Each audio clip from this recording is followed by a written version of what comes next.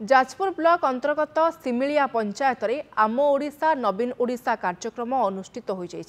बिजु जनता दलर वरिष्ठ नेता तथा जाजपुर पंचायत समितिर पूर्वतन अध्यक्ष प्रदीप नायक सभापतित्व में अनुष्ठित होईछि कार्यक्रम। एथिरे मुख्य अतिथि भाव में जाजपुर विधायक प्रतिनिधि कर्णाटक केशरी दास जोग देइथिबा बेले मुख्य वक्ता भाव जाजपुर जिला बिजु जनता दलर उपसभापति प्रकाश त्रिपाठी जोग देइथिले। सम्मानीय अतिथि भाव जाजपुर ब्लॉक अध्यक्ष सोनलता परिड़ा, ब्लॉक बिजु जनता दलर सभापति परेश विश्वाल,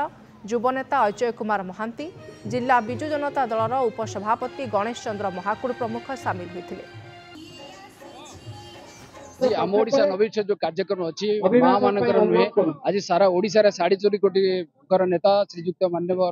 मुख्यमंत्री श्री नवीन पट्टनायक जो चिंताधारा जो कार्यक्रम जो हिसाब से सरकारी प्रोत्साहन से पहुंचुची घर घर केमी सरकारी प्रोत्साहन पहुंचो वार्ता पहुंचो से जो प्रोजेक्ट सब रही माँ मान घर घर केमी सरकारी योजना पहुंचो से बहुत कराई।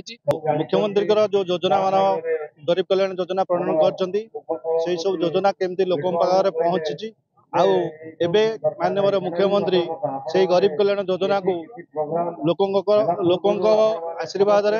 से केमती से योजना आगे भल रूपे लोक पहुंचो से सचेतन कार्यक्रम।